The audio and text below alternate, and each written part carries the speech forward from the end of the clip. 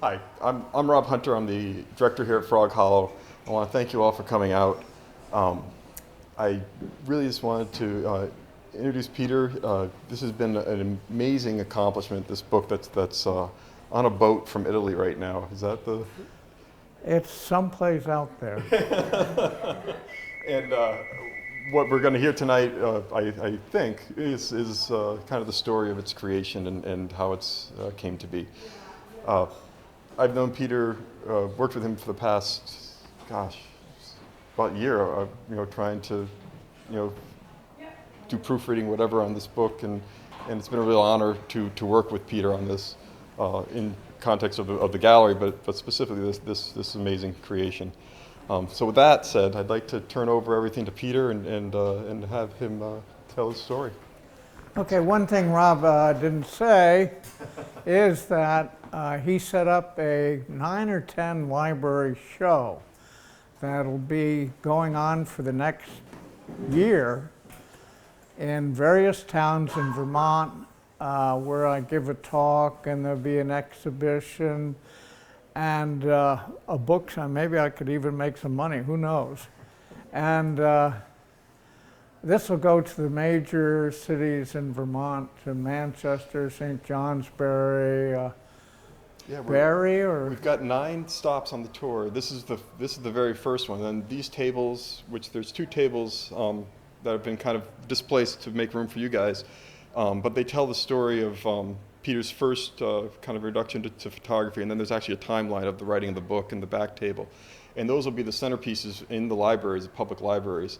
We also, a lot of these photographs will be going down to Manchester, which is the first stop of the tour, and they're going to be exhibited at the Southern Vermont Arts Center for, a good month, and then it travels beyond that. So I think it goes to Manchester, Middlebury, Brattleboro as part of the literary festival, which I think is going to be great to be there.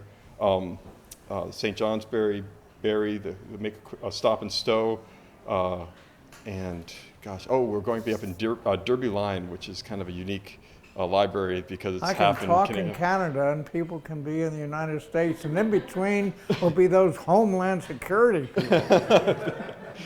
So yeah, it's an exciting kind of way that Frog Hollow can meet its mission of not only sales but also exhibition and education. So thanks for, yeah. Okay.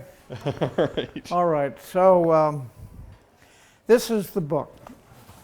It's not a big thing. It's 208 pages. It weighs 3 pounds and 5 ounces. Has 203 photographs in it. There are 60 profiles, and that means writing and photographs, 60 various Vermonters or towns.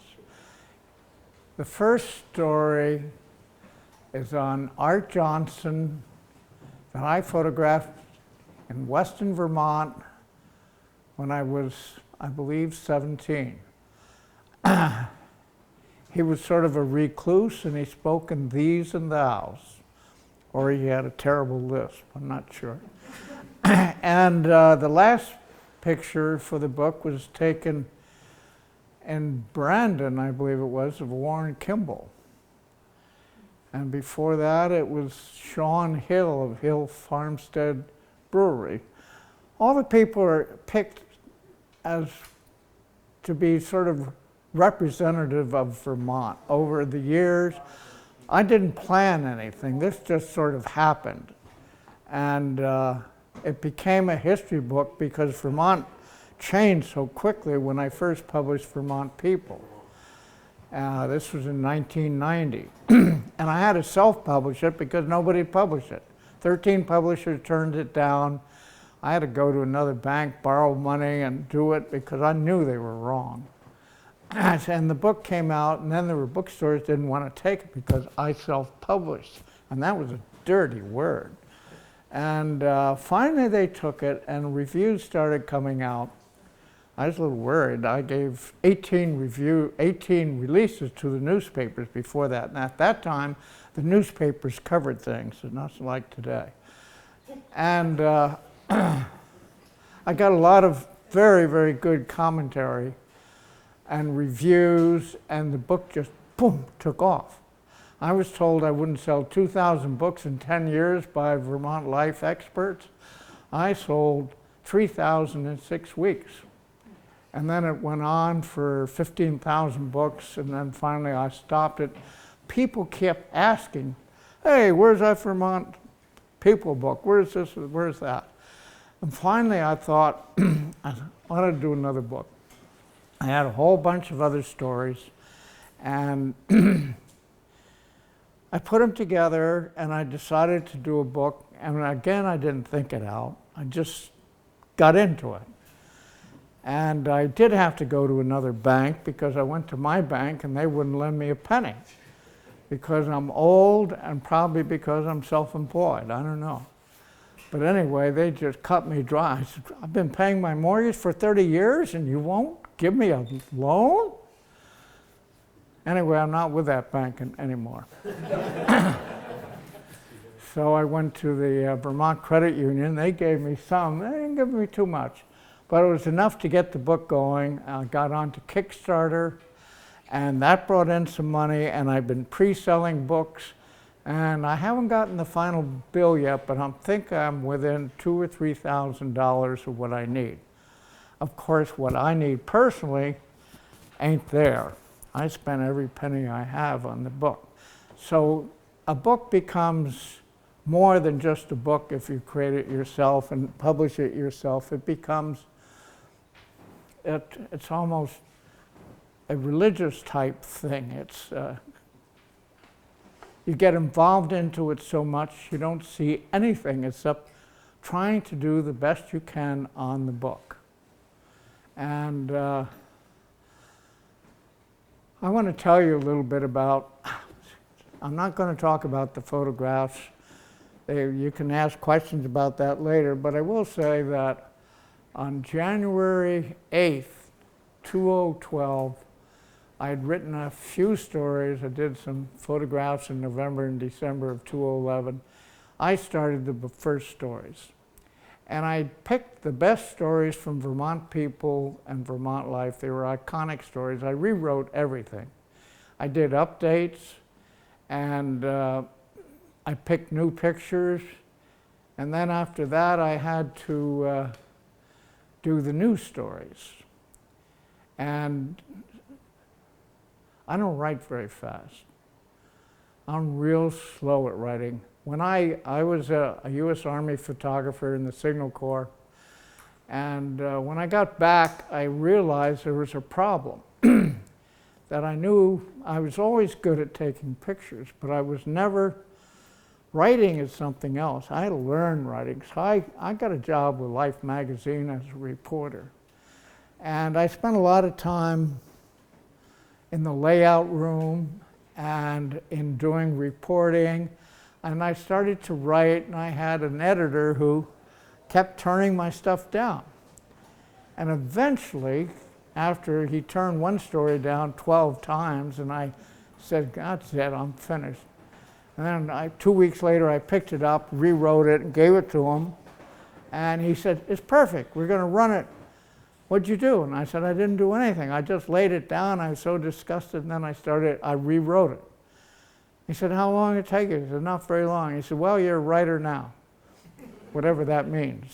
It's, all I know is that you got to think, you have to understand what you're writing and understand what the character of the person is, whether it affects the environment, whether it's all the little things, and what makes it interesting.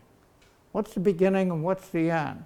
And maybe it's of a region, or maybe it goes off on tangents, like the story on Hill Farmstead Brewery. That guy is a philosopher, and he learned a lot in Europe. And then I did another story on the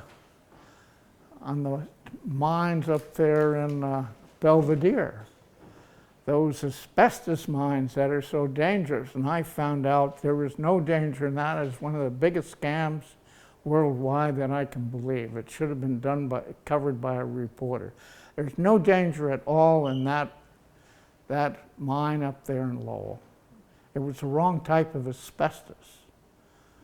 The bad asbestos is from Africa and South America. I learned a lot. But anyway, this went on, and I'd find little bad stories here and there, and I'd talk about it. And, you know, I was trying to give a feeling of Vermont, of the type of people that are living in rural Vermont, of the type of people many times are self-employed, but this time I put in people like David Budbill and the writer, what's his name up there in Irisburg? Yes, Mosier. And so I did a story on him, and I did a story on George Woodard, who's a organic farmer and made a feature-length film. So that was a hard story to do. I didn't know what I was doing. I'm doing a story on a feature film farmer, or farmer, what? So I sort of split it up. And it takes a little time to figure that out, and it took a lot of research too. If you don't have research, you got problems. And that's one thing I learned at life, is how to research. And one thing I learned from working for Yusuf Karsh was that I got a job with him when I was at the University of Toronto, and I went and met Picasso and a whole bunch of famous people and helped him photograph. And he always talked to the person first. And then he would pick out a location and set up that big 8x10, and I'd carry the lights and set those up, and he'd fine-tune it. And then he stood beside the camera and talked to the people. He had a conversation directly with the people, and the camera was, he'd click it, and I'd change the films and so forth. And with the lighting he had and with the conversation, he got very good expressions. And his job, he thought, was to make the people look good. Not to make them look crazy, not to make them look like they belong in Vanity Fair, but to make them look good and dignified, and he did. And I learned a lot by keeping my mouth shut and looking and listening. And so when I take a picture, I use a tripod, and I usually do, and I set the camera up on it, I pick a location, I've talked to the people, I've visited, we say in Vermont, I visited, and then went out. They'd often show me the property, I'd find a location and start shooting it. And I'm very fortunate here in Vermont, because the people I photographed don't have this big ego, or they don't have to go in and comb their hair or change their clothes or something. You want to take my picture? Go ahead. I sort of stand there. And many times that's what they do. They'd stand there and I set up the camera, I click the shutter, and that's it. And I just make sure I had a simple picture with a simple background or a fuzzy background, or if it's an environmental picture with a telephone or with a wide angle in close, closer than you ever should be. And so I did all these things. And then it was starting on June 8th when I started to write. I was in Florida. A friend of mine let me use a little building for myself. And I set up my computer, and I could go out with him in the morning and go take a 2-mile walk, and in the afternoon walk the beach. And the rest of the time I was at home by myself and absolutely concentrated on these stories. I wrote 25 stories in 25 days. It was just very good. Then I came back to Vermont, and I started to work, and I had the more difficult stories. I had research to do and stories from scratch, and I had to read my research, go over it. And I found out it took 3 to 5 days to do a story. It didn't matter whether it was a 2-pager or 6-pager, it took a long time. And so I kept working on it, and I tell you, I was working 7 days a week on this. And I got so immersed in it, I couldn't do anything else. My money was disappearing, And, but I didn't care. The bills just went over there in the corner, and I'd get done for those that are important, and I'd have to pay those. And the money kept getting a little thinner and thinner, but I had to save enough for the printer, and I had Kickstarter to help me, and then I started to pre-sell books, and that really helped a lot. So through the year, through the time, the 7 days, that's all I did. Kyle here's my assistant. He knows my daughter took off for Peru. She said, I had enough of that guy. And I was stressed out. My mind was just focused on this one project. It's almost, I don't know, you just get into a project, you can't get out of it. You're just stuck in it. And it's not bad, it's good. And sometimes when you write a story, you look at it and you finish it, that's pretty good. And other times you look at it and it's not too good. And then I had a couple stories, and I had advisors.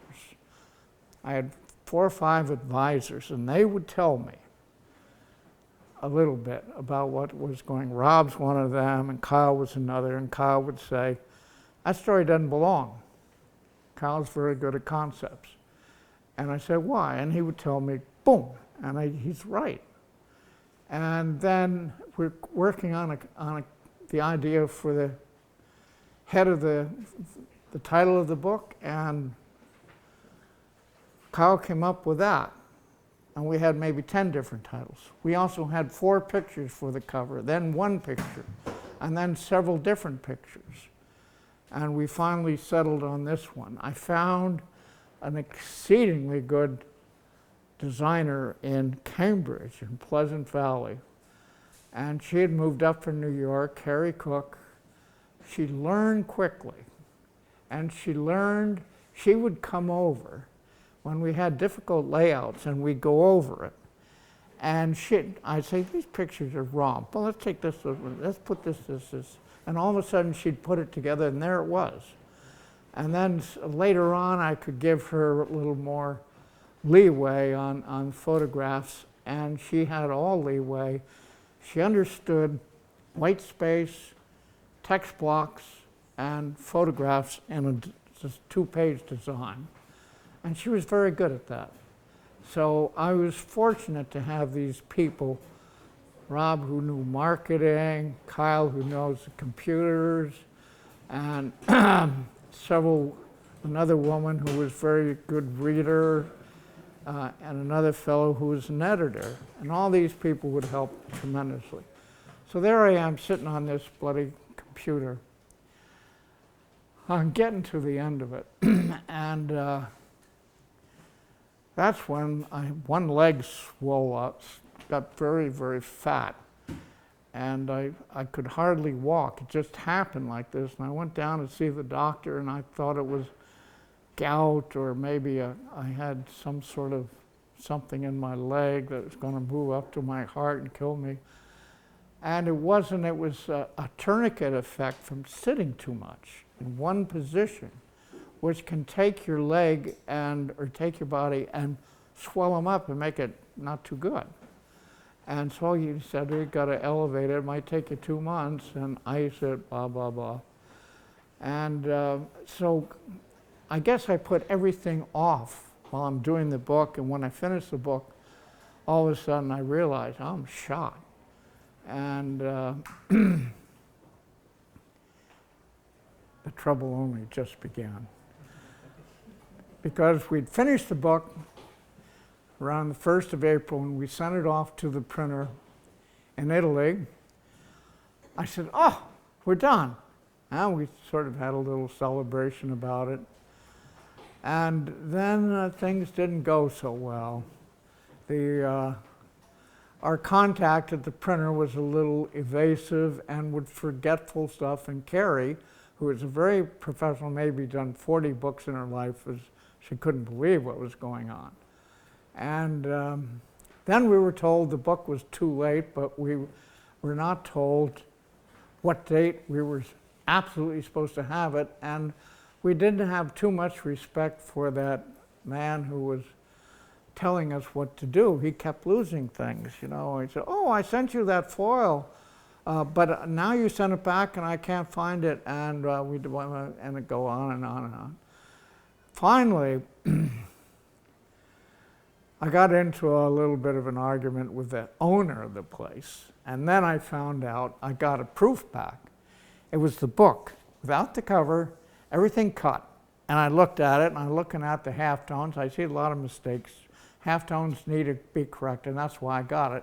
Usually when you get a book like this, we use, everybody in almost the world use Adobe InDesign to do the copy, and you don't change that.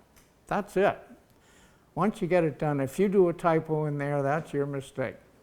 And it costs you a bundle to change it.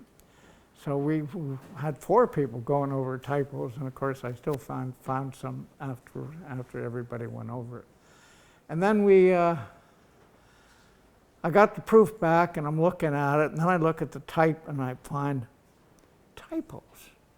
I find typos here, and then I look, there's another one, there's another one. I look over it, they're all over the place. And boom, I'm on email to Italy, and I said, they're typos, don't do anything. And the president looks at it and writes back, he says, there are typos all over the place, it's a disaster. Maybe we can save it. He couldn't, it was too late.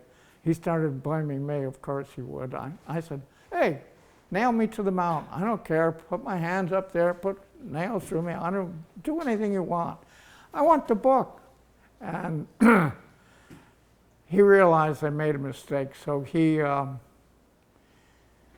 said, well, we'll pay for that printing. But the time it took, I mean, this was a disaster. And then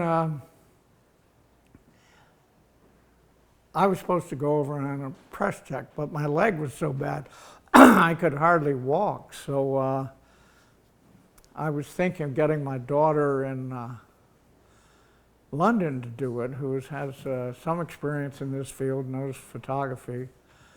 But that wasn't too good, smart an idea. So finally I had a long conversation of who was right and wrong with the president. Finally I said, look, all we're trying to do is get a book. Now, I can't get over there. If I do, it's going to cost me $2,500. And that's money I'd rather spend paying for the book than to some airplane.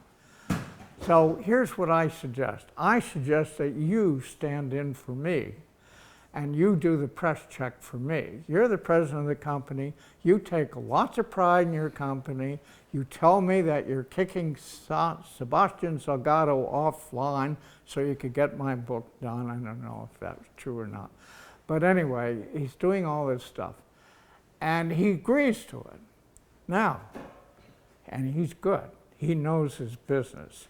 He corrects every duotone in the book and pastes them in the copy I get. I can see where he corrected it. And then he got rid of all those terrible little typos. And I looked at the book, and the book is classic. It's one of the best books I've seen for reproduction. The paper, the binding, the duotones, I'm pretty sure they have a proprietary technique for doing duotones. We did the halftones, Kyle and I, and then we sent them over there, and they paid a lot of extra money for this, over $3,000 bucks, but I figured it was worth it.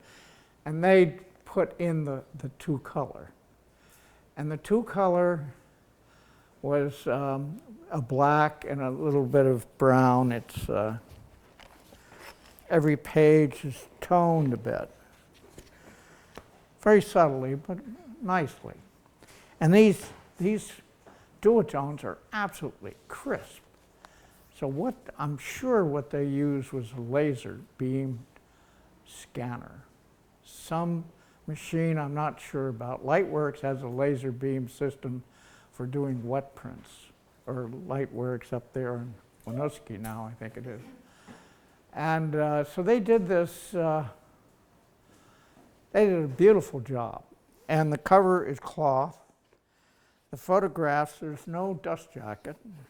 The photographs are embossed in it. Well, some of the technique stuff is in the back of the book, you know, in the European fashion so you can get into the book immediately. There are all these different stories, so you can pick up the book and read it, look at it. I don't know if the book's any good. Nobody's read it yet. I think Kyle's the only person I know who's read it. He said it's pretty good. And I read it. I think it's pretty good. oh, you read it? Did you? It's pretty good. It's not very good. It's just pretty good, you know. Pretty darn But we'll see. We'll see how people like it. I don't know. It's you get wrapped up in a book. I think I mentioned something about this in the back.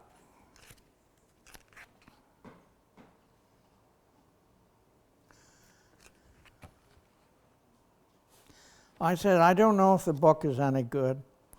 I don't know if Vermonters want to pay for a book so beautifully printed, and that's a good question. Are people going to notice? Maybe they no longer care about a rural Vermont. I don't know. Southern Vermont, I would say that rings a little truth. But I know this. I gave everything within me to make this book a special tribute to the Vermont era in which you and I have lived. And I've lived longer than you. So it's sort of it's a story about our current culture. That's basically what it is. And that's the story about the book. And now we're going to wing through pictures. If you have any questions, just ask. No, what do I do with this damn thing? See, I don't know a thing about this stuff. You can have this no playthrough, or you can just scroll through like this. Scroll through. Yeah. Okay, I can talk to, this is Otis Hart, shot 1982. He just stood there in the living room. I had the tripod going, I knew him. It was from my hometown. He told me, he said, I got a fire in my belly. He had stomach cancer, it killed him. And I think he was looking at it. What he did in his lifetime was plow roads. And then he was road commissioner. And after he retired, he continued to go the roads and check the culverts. He was that type of person. This is George Woodard, one of 3 farmers left in Waterbury. George is, there were about 22 farms there maybe 30 years ago. George is an organic farmer, and he made this wonderful movie. So I'm talking about the movie in the book, and then I take one page and I talk about a problem he had with one cow, which he saved with a homeopathic remedies that he got from his brother. Very interesting. Lydia Ratcliffe, she founded a system to bring fresh meat down to the best restaurants from Boston to New York. Very intelligent woman. This is Ann Lazor. She's Butterworks Farm. They make a wonderful yogurt. And her husband is a nut about grains. Their farm their cows, everything is done on their farm. This is Deb Ravenel. She loves horses. And they have a sugar bush, and she still uses the horses for some of the lines. This was used in my first Vermont People book. Boots Cornell, he should have been in the Hall of Fame Guinness because he shot 14,230 woodchucks in his lifetime. He kept a notebook. And, I don't know how I find these people. Some is by word of mouth, some of it is you just happen upon them. I know when I was out west doing the People of the Great Plains, everything was serendipity. It's almost like I was being led around.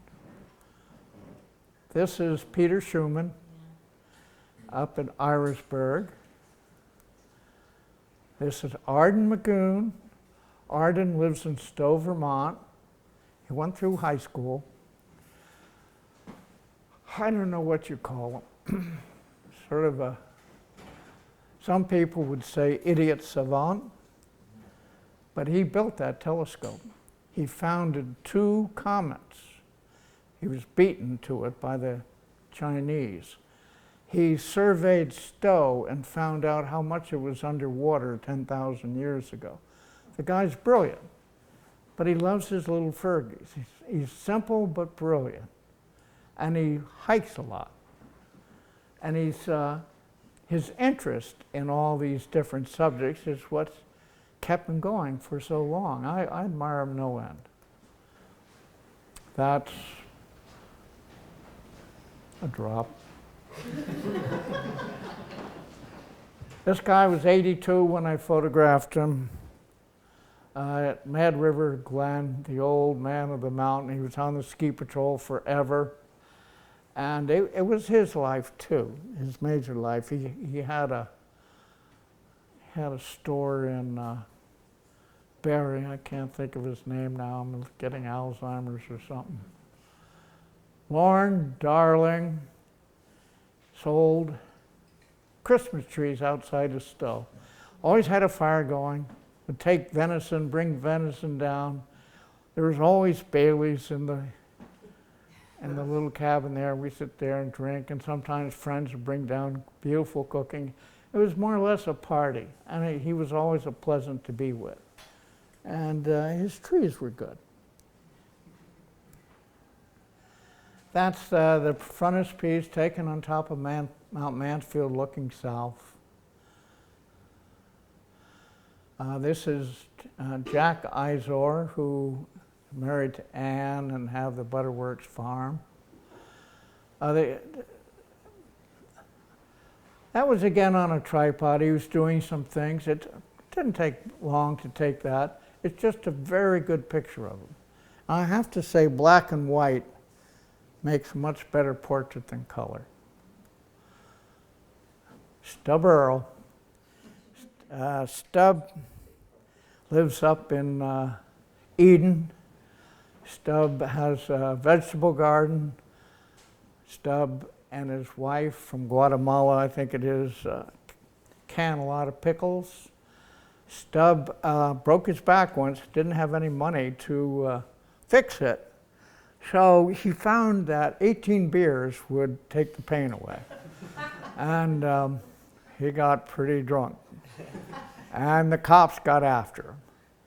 And they were really after him. And finally, he got a little mad at him once. They were telling him what he had to blow to see if he was drinking. And finally he said, "You can tell me a lot of things, but you can't tell me that I can't drink on my property, and don't you even try it." Good old Vermont act. And the woman said, "You're going behind jails if I have anything." Boy, the people who go through this training, they have a rough time of it. But anyway, he went to AA, he got the book, and he went up to the judge who was going to sentence him. He says, "I got the book, I got the coin, I'm going straight." And the judge, he had the right judge. The judge said, "I have 2 brothers that are in AA, and I think this is a good thing. I'm going to give you a chance." And now Stub mentors a lot of other people. So what happens, 3 years ago, he's going to an AA meeting, and he's not driving. A friend of his is driving. She's going too. And he's bringing donuts. And donuts fall down. He goes to pick up the donuts, and they hit a moose, and it shears the top of the car off. And if his head was up, he would have been decapitated. Well, he got new teeth, and his back didn't hurt anymore. That's what he said. This is the Izor or Lazor farm up there in Westfield on a beautiful fall night. It's right on a plateau, so they can see the sunrise and sunset. And these are the 2 of them with a barn that Jack built, those huge doors. I just love those doors. And that's the first picture I took in the book. This is Art Johnson, who twitched logs out of the woods and collected the garbage. And he finally got a car, got a ride up to Rutland, and didn't know how to drive, so one of the salesmen came back with him, told him how to drive.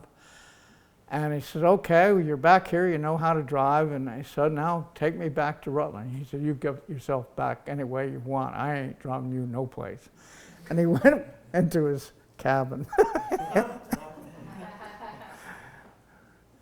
There's Stubb. Remember him a few back there? He had lousy teeth.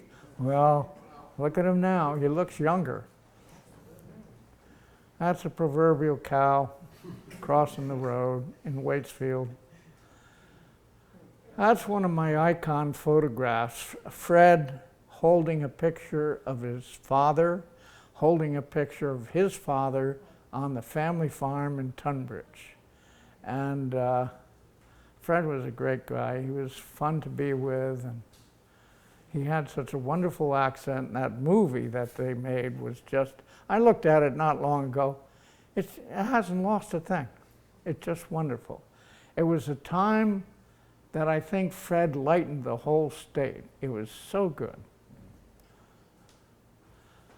Well, this is Ray of WDEV, who told you what roads were good or bad. He's fixing fences there. And guess what? He's blind as a bat. Can't see a goddamn thing. And he fixes fences. He milks, he collects eggs, he splits wood, he helps with the haying, he does all these things. He's just learned over the years. He has very good memory, and he turned blind when he was 40. It's a disease called tunnel vision.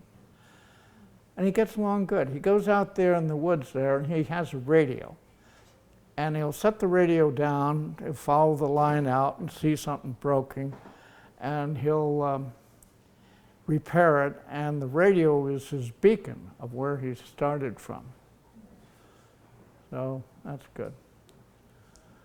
That's Peter Schumann, who is impish, but at the same time bread and puppet.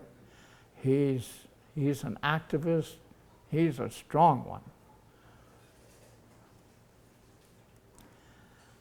1959, I'm back from the Army. I'm a ski patrolman at Bromley. We're laid off.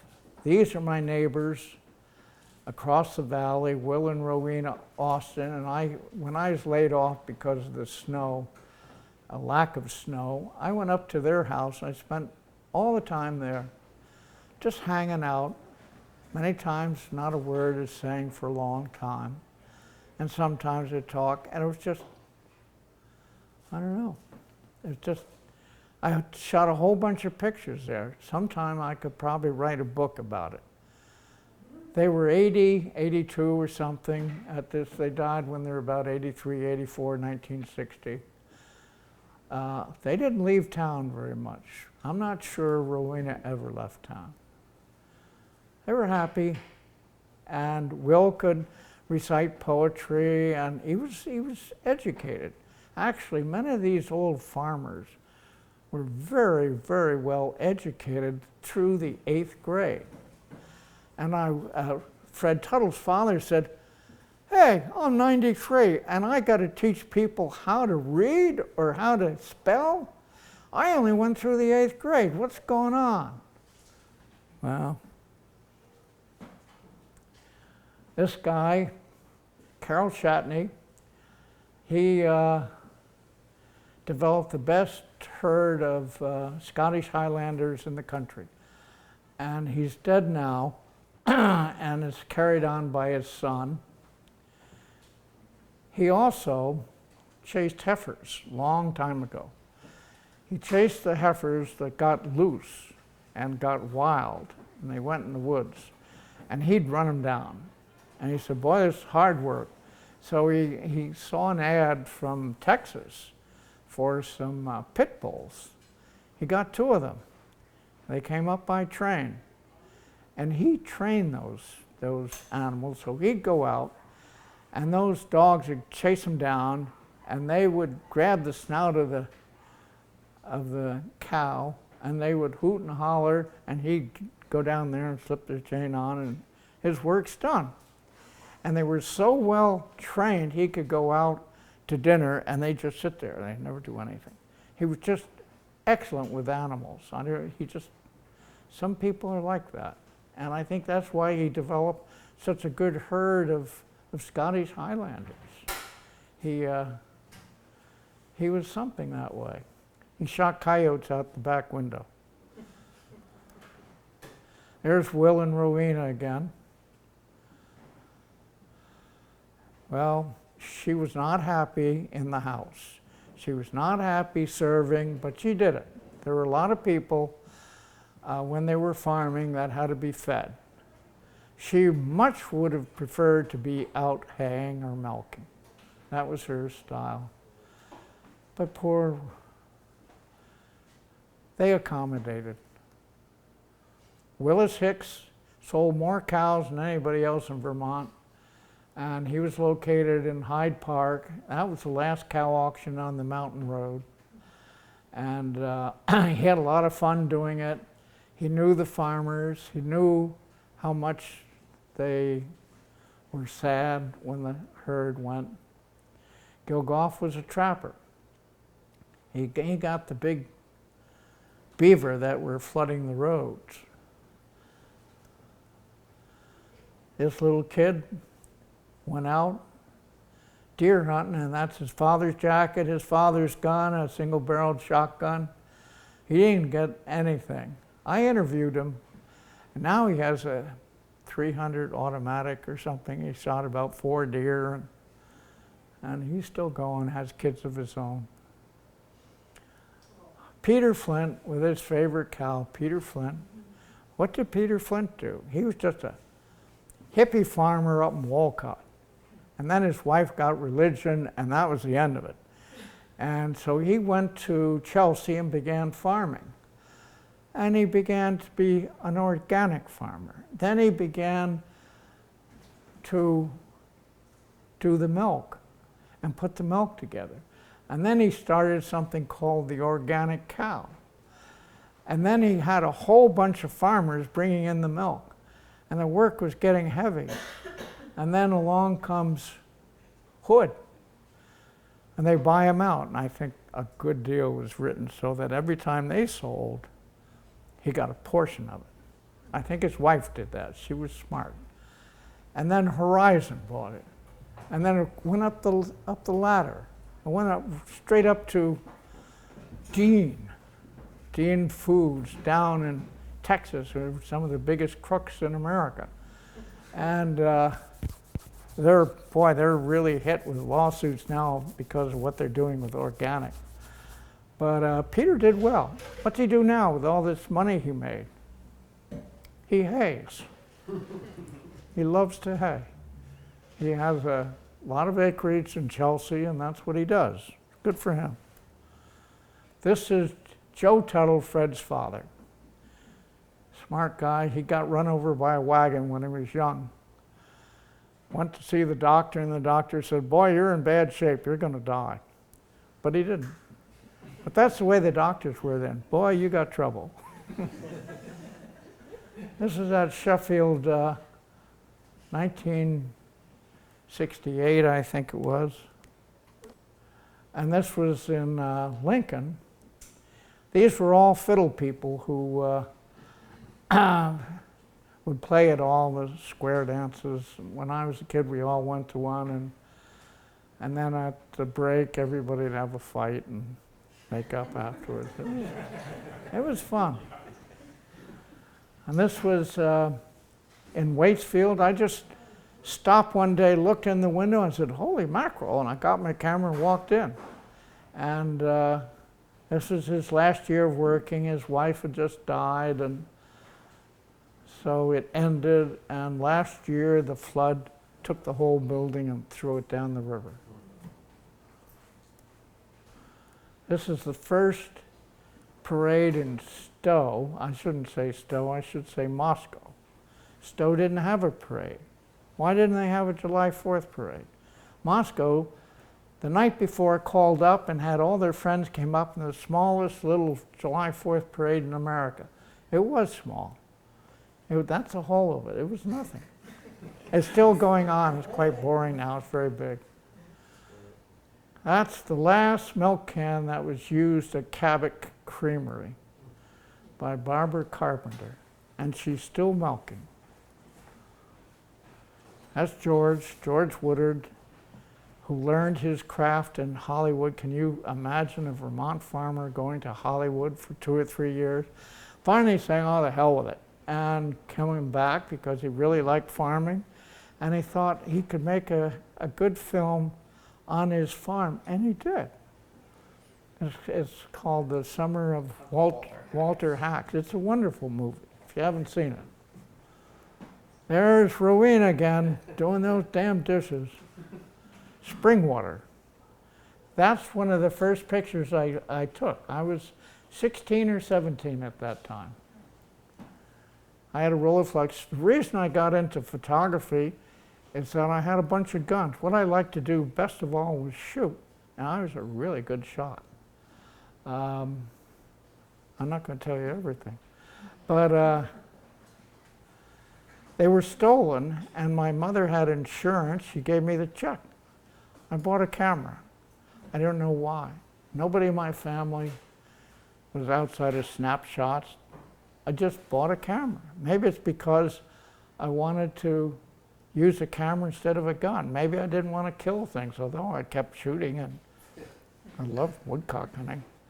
But anyway, so I bought it and set up my whole life. There was nobody at Burton at the time where I went to high school to help. No one. And I didn't find another photographer until I went to the University of Toronto and joined a camera club. And I read. I find out there are a lot of photographers now who don't read. I've trained a few. They're going to be stupid all their lives. That's Will, smoking his pipe. That was taken at the same time. There's George the farmer and George the cameraman.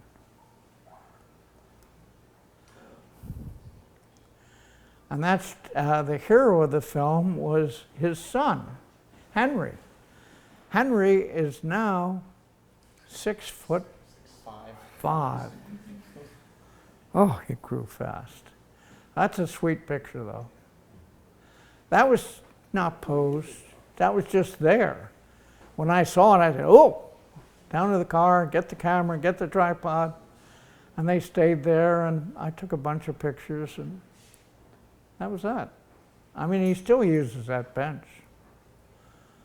These are the Benoits, the great deer hunters from Duxbury, who have shot a lot of big deer. They're the best hunters I've ever met. That's all I'll say. This is Woodard's little stand. This is paper mache made by the puppet people. Bread and Puppet Museum, according to the New York Times, is one of the best museums in America. If you haven't seen it, you should see it. It is just something. Well, that's one of the Trapp family Scottish Highlanders. It was bred by Shatney, and they still have a bunch up there. I just snapped this young lady at the Tunbridge Fair. Did a little story on that. They have this parade, and these people were, the young people, they're really proud of their animals and what they win. This is the asbestos mine. These are tailings. You can't move those tailings because they're very poisonous. You'll die if you move it. But they've stripped all the asbestos out of it, and the asbestos was benign anyway. This is the EPA, lawyers, oh. This is one of the Rooney brothers. I'd been away from Vermont for a while. I came back. I heard one of them was dead. I knew it was him. I don't know why, I just knew. He was killed in the sugar bush cutting a tree, and he was a widow maker, and it sure did. These are the Lepines and their mother. They're the ones who did so well with Jersey cows and also gave $400,000, I think it was, to a school, the Marshall School in Morrisville. They told me that, and I said, "You made that in cows?" He said, "Well, we don't have anything to spend money on." I said, "Yeah, but still." Well, I guess we had a few investments too. Obviously very smart.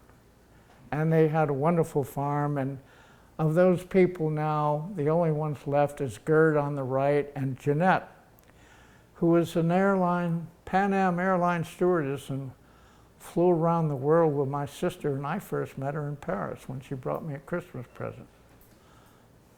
There's Rusty. Rusty Louise, otherwise known as the logger. That's almost a caricature of him. And there's the bread and puppet people, Elka, at their home in Glover. He looks very impish there. You saw a picture of him before. He looked tough. And that's how he is. He goes back and forth. Paul Percy lives in Stowe, designed a sugar bush where you have little buttons and it goes off and on. He took a milk evaporator and built it vertically and made a pond for evaporating water to come up to the top and recirculate it. And so he evaporates almost once before it gets in the pan. And he just has a wonderful time doing all this gadget things. He says, "I can take anything apart, but I have to start from scratch the next time because I can't remember doing it." He's the Percy family and his brother, they're just so smart. Some of these hillside people, they're just, I don't know, they're just very practical and figure out things. David Budbill, poet, never been made poet laureate of Vermont. He's the best known poet of Vermont. His plays has been done in maybe 27 states. He's on Garrison Keillor. He's done a lot of books. He's gotten grants. He's not poet laureate of Vermont. Why not? It's because of the literary mafia in this state. This is Annie and Ray Burke, who kept their farm, and they're still going with their children. And this is the Lepines. This is their last cow auction. There are people calling from all over the country to buy those cows. This is Marvin Moriarty, who was on the Olympic team when he was 16. One of the best skiers ever to come out of Vermont, and he ran a bar in Aspen. He had an airplane. He did a lot of things we don't talk about. But he's a good friend of mine. That's Pete of Pete's Greens up there in Craftsbury. He saw that picture and he says, "I look dirty." I said, "That's the way a farmer should look." He was on the cover of Vermont Life, and it was so pretty. Everything was perfect, and he had a smile on, and the people who looked at it all fell in love with him. That's the way a farmer, he's thinking. He thinks a lot, and he works. Good for him. Now this woman, Claire, St. Clair, she makes butter, handmade butter. And she's making that butter, and she was selling it, and she got the idea to call up Thomas Keller of the French Laundry in Napa Valley, which is one of the best restaurants in America. I think it's $500 for two. Expensive. And there's another one, per se, in New York. And he tasted it and he said, "This is good, send it to me." And she did. And every year now, or every week, she sends out a whole bunch of it. And he came east recently. She had named that cow for Keller. And that cow followed them all around. And he made dinner there. And he made mashed potatoes. And she said it was the best mashed potatoes I ever had. Oops.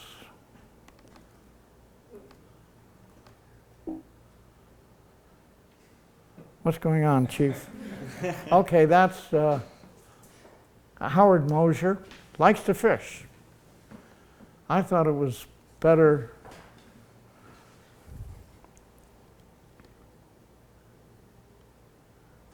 That's a picture I picked. In the book, you'll find out it's very skinny because I wrote too much. But he's a writer, so what the heck? These are the Goodriches up in Albany. Nothing but white cedar. And they turn it into cabins and other things. And it's run by that family. That's a mother and her 3 sons. There he is.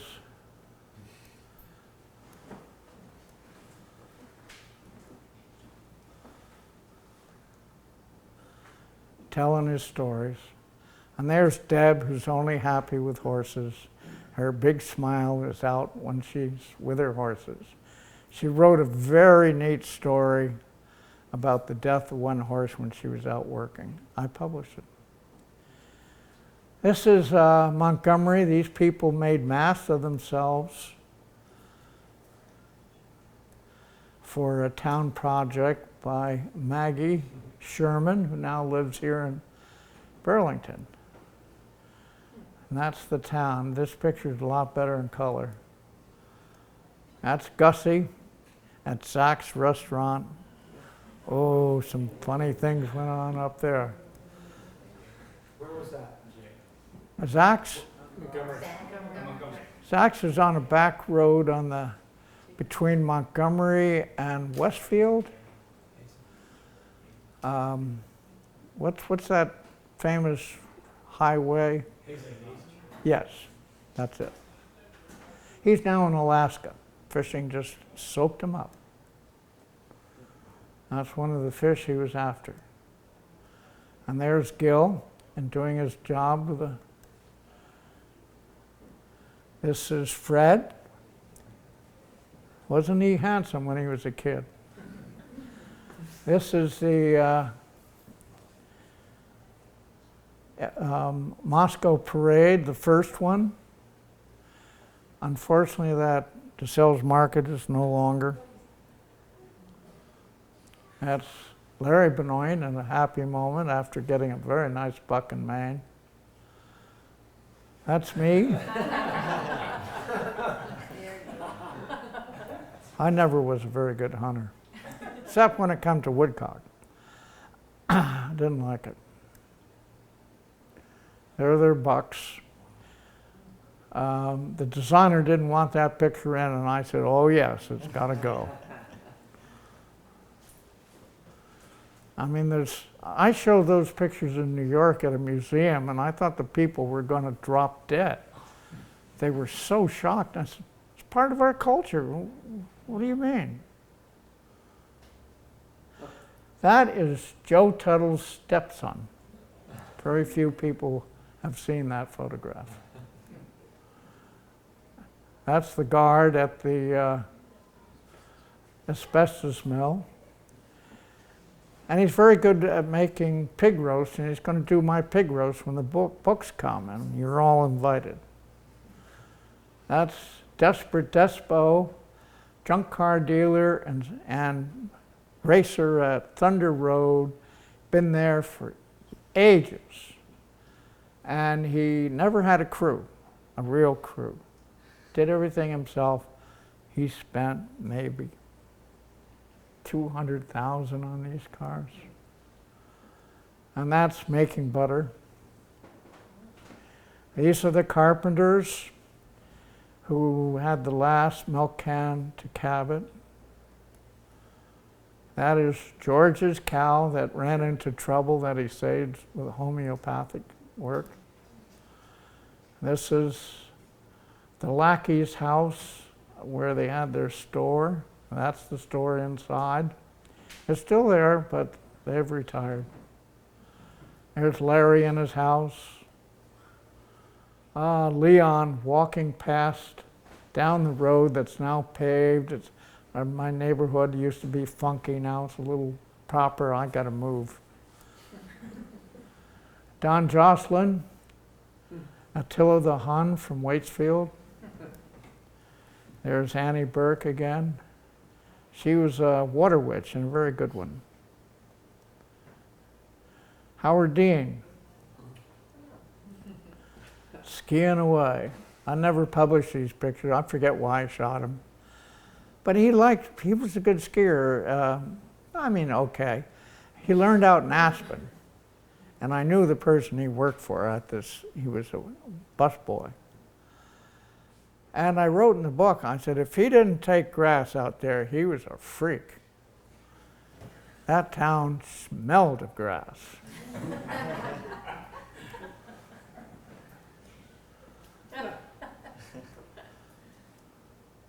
That's Lanny Benoit, probably the best hunter I ever met. He'd chase a deer down for 20 miles. Hell of a shot. He just had reflexes. One of these gifted people. Well, this schoolhouse in Elmore, I had a meeting there, and they said I couldn't photograph unless I did this or unless I did that, and I would invite the terrorists up and all sorts of stuff. And I said, you're censoring me. All I want to do is take a picture. I can go out on the street and I can photograph this place and talk about this meeting. And they finally said I could have permission if I got a release from everybody. Well, I didn't. I shot that picture. I talked about the meeting. That's the school teacher. She's good. That's the Elmore store across the street. The woman in there went down to Washington and talked about how American Express and the other credit cards take money out of the front from your pocket, take money out of the back from her pocket. But she won. And their stock went down 6 points. Good for her. There we are back in Waitsfield. There's, he died of Alzheimer's from, I have Alzheimer's. I forget his name now. Oh. But he loved his cat, and the cat died 2 weeks later. That is Joe. That's Fred's father. This guy made the best cider in Vermont and was a state senator. This guy was just pissed off because people from New Jersey bought his farm. These are the jack jumpers of Bromley. That's the crew and how they got down the mountain. These are my neighbors for their 25th anniversary in 1963 in Weston, Vermont. There we have Lydia Ratcliffe, who did so much bringing fresh meat to restaurants. And these two little kids were having a good time at the Brattleboro Fair. These pictures go on forever. What did you do here? That's coming home from sugaring at the Rooney farm. The horses are no longer, they're using tubes. And they do pick up along the roads, but they use their tractor. That is Jocelyn's farm. He no longer has sheep. This is a group of kids, Little League, and there's a little kid in there, and his father's the coach. 30 years ago, the father was on one of these teams. There's the father and the son. That's a cemetery that grew up so much I couldn't find it hardly. This is Karsh with Pablo Casals when I was working with him in 1953 or 54. We were going to a little cathedral, and Casals sat in there and started playing, and he was playing Bach, and that cathedral had this sound, you couldn't believe it. Just, both of us were just flabbergasted. And Karsh just grabbed a camera and threw other stuff down and used natural light and set up a few little things, and he shot his picture from the back. I wish I had one. I can't afford it now. Waiting for the bus, or for the ship to London. The beret. There he is having fun in Rome. This is the Meadowy Valley. This is a very interesting valley. It's been saved by the farmers and also by the Vermont Land Trust. In other words, if you put your farm in the land trust now, there's a certain price for it based on agricultural value. You can only sell it at that. And the land trust will buy it back and then resell it when they find a farmer who will pay that. In other words, it's a way to keep the wealthy people from buying out, and that started down there, and they were furious that they were going to lose their valley. And thank God that came through. I think it's a very fine program. They have something like 25 farmers in there. They all help each other. They're good. That's one of them. He was around there so long, he's telling me stories of the past. Mr. Miller, what town is that, please? What town is that, sir? That you just showed with the valley? Meadowy Valley. Last fall. No. What town is that? Poland. Oh, okay. Poland. There's Okay. Poland and Rupert. Down south, yeah. Yeah. Meadowy Valley farmers, Shorty, Tim, beautiful valley. General store that was closed and resuscitated. That store is gone. That store is gone. Bambi beat out MS to keep her farm going for ever since 1982. It's just incredible what she's done. That place is no longer a country store. There's Peter Flint, Happy's Hang.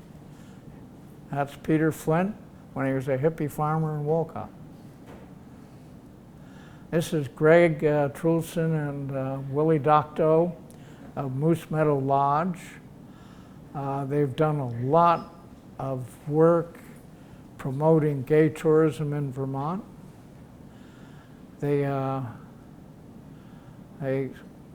Greg is a minister. He's married a lot of gay people, but the same amount of straight people, or whatever you call them. Mosier, that's Greg. He loves to hunt. Good for him. Ken Squire, everybody thinks of him as the man who announces sports car races, but what he really did was bring up that radio station and kept it a community value. If something goes bad like a flood, they will be responsible and get the word out, and they did that. So it's only through him that and his father who taught him everything about your responsibility to the community. There's Sean Hill being lectured by his father on how to pick up a beer barrel. This is Desperate Despo when he was racing in the 60s. There's Warren Kimball, the Roonies. And this is Miller, Kathy Miller, who lives in Elmore. Oh, thank God it's over.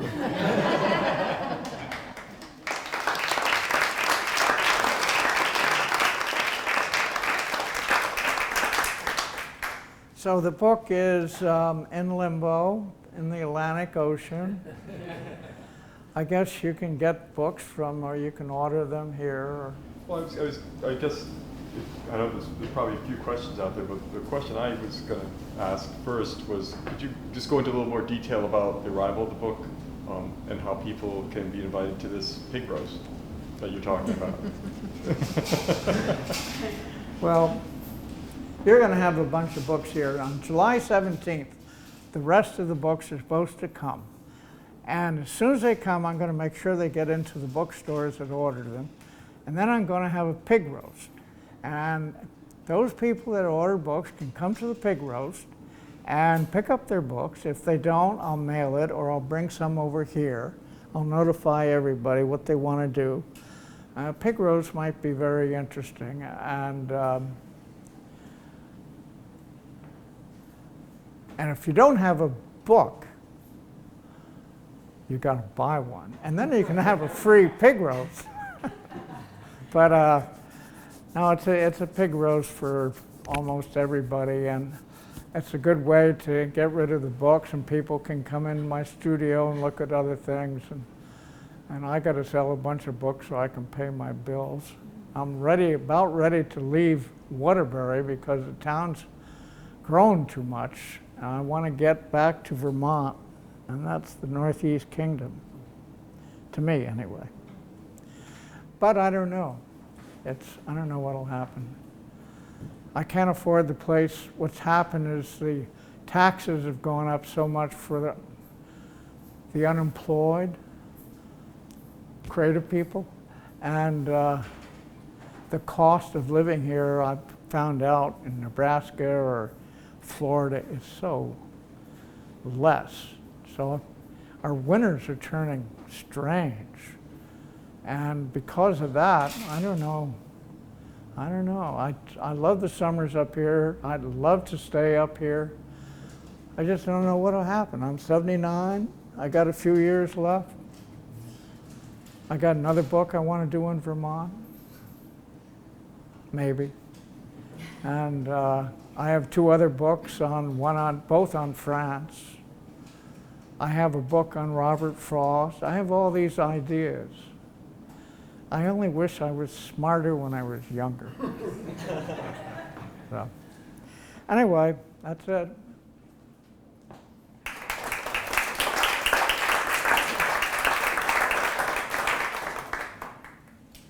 Does anyone have any questions before we wrap up? I know it's kind of getting later. I didn't want to. Yeah. Peter, what's your favorite camera these days? I listed every camera I used in the book. I started with a Kodak reflex. I got into an Icoflex. Yep. I got a Nikon, and I used a Nikon for years. And then I got into a Pentax 6x7, which I shot a lot of portraits for the book. Yep. I have a Linhof 4x5, which I shoot somewhat. And I had a Leica M9. I sold it because it leaked water. And I have a Leica M6. I still keep that. I like it. What I'm using now is something called a Sony NEX. L. A Sony NEX7. NEX.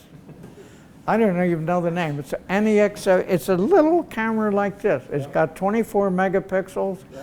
There are pictures in that book you can't tell the difference from those pictures compared to a Leica. I'm shocked. And I'm using the kit lens. It's a cheap lens. Has barrel distortion on the edges or something. You're shooting portraits, it's dead on. That guy in the book, the old fellow with the no teeth, was shot with that camera. And that picture, every picture of the Meadowy Valley was shot with that little NEX7. So you mentioned that you did your half tons here in Vermont and then sent them to Italy. Yeah, Were those digital half tons or film?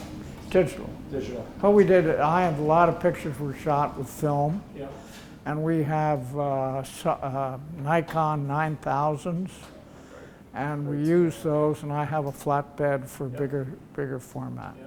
9000 is a very good machine, and we use it with Silverfast, which it's really good. And then Kyle is an expert with this stuff. He goes by the numbers, I go by the eye.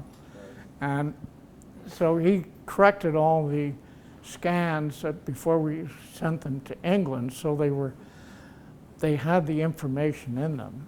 And they transposed it, however they did it, into duotones. Right. And we picked the color. And they gave us 2 samples. Did we use our sample? Yep. Yeah. And how So did you find this printer?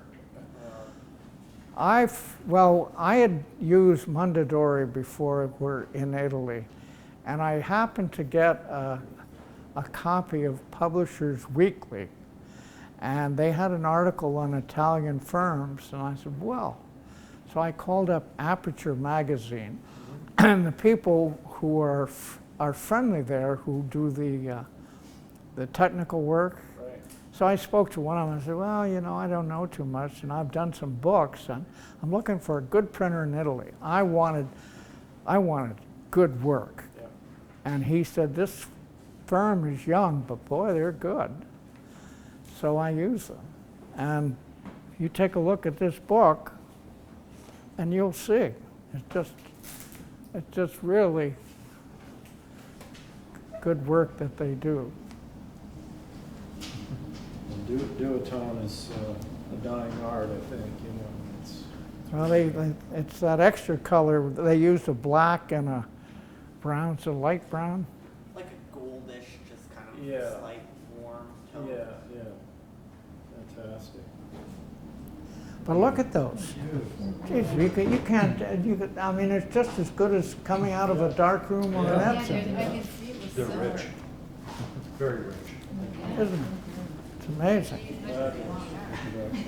I tell you, I was going through the book and I was giggling so much, especially with that my wife said, well, you were laughing, and I had to go back and reread the entire thing to her. So I mean, there's some treasures in there. I'm glad you wrote what you wrote. What was it, what were you It laughing was at? the one-room schoolhouse, actually. Oh, the schoolhouse. I had fun with that. I put that in, and I imagine maybe some foundations won't buy my book now. The politically correct will be unhappy. Curious about your joy and passion. Is it both writing and photography, or is it one or the other? Do I do what? Your passion for writing and photography. That's a Just very good curious. question. I don't know. I've had people who know me well. One woman, she said, you know, if you stuck with writing, you'd be a good writer. And somebody else say, you know, if you just stuck with photography, you'd be a good photographer. So I think you give up a little bit on both sides. And my next book that I want to do, Kyle's interested, I want to do a book that I did in Margaux, France, on the wine harvest there. And it would be a big book, just photographs, and maybe an essay in the front. And then I have another one on Paris. I did a book on Paris before with all text. And I just wonder how it would be if it was just photographs. I don't know. I'm finding that I go to a bookshop that sells photographic books, and they look at my books and they say, it's not an art book, it's a book about a place. Get out of here. So, it's not an art book. It's a book, I don't know what it is. I use the vernacular in this book. I use some Vermont slang words. And the reason is that it's for Vermont. So why not? What are the words? Wicked, humongous, woodchuck, flatlander. Not bad words, but. Jeezum crow. I wonder if there were other ones that I forgot about, that I thought about afterwards. Jeezum crow's a good one. There's a question in the back, Peter. Oh. Yeah, Hi, I wonder what photographers have inspired you over the years? what photographers, what? What photographers have inspired you over the years? What do I plan to do? No. What photographers have inspired you over the years? Inspired me. My hearing's gone to hell. It started in the U.S. Army.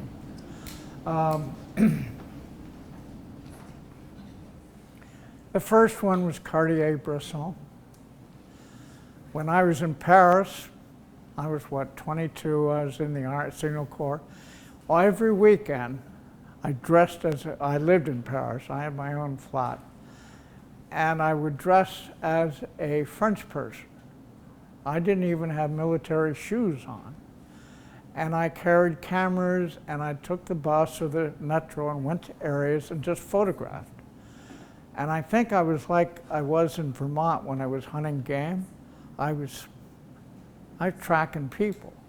And I'd get into a situation and there'd be a lot of people there on the street and they'd be playing and I'd be sitting there. They'd look at me and then after a while, because I'm not moving anything, they'd look away and they forget about me and I started taking pictures. And then I carried one camera in my hand with a strap around it, walking around, and in one picture I have, this guy's working on me, he's a bum, and he's got this interesting hat on and big brass buttons, and he just comes up to me and boom, I got his picture. And it's a good picture. And I did that with a woman on a street in Paris, on a back street, and it was a huge crowd, and I made the print so the rest of the crowd was sort of black and she was sort of luminous, and she's very pretty. And when I took a picture on the street, I knew whether it was good, I could feel it. So Cartier-Bresson was important, and I look at certain people now,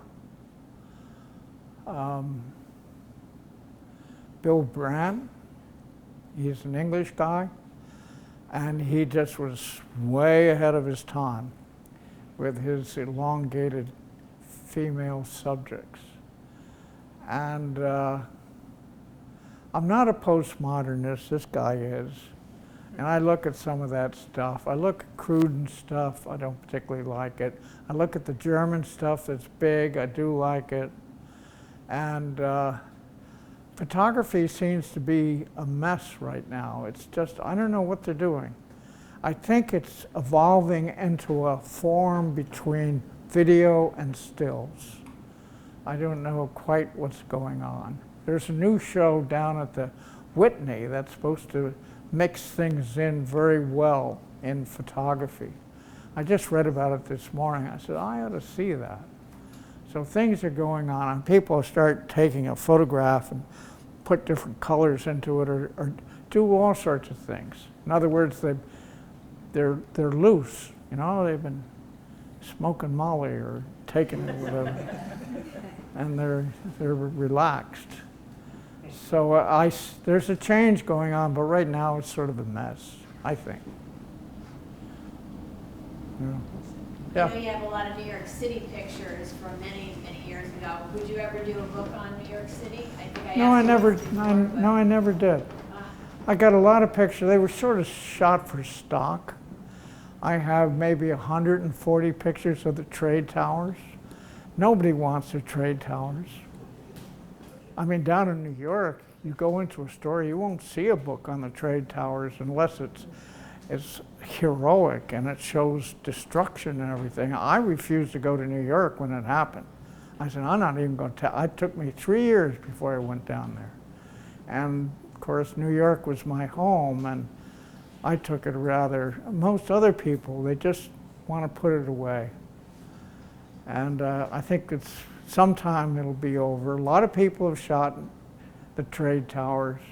I keep thinking I should take a whole bunch of them, make a big poster, and someplace in it do something. But I haven't. So I have a lot of different things I should do. Like have a drink after this is over. Why you look at me?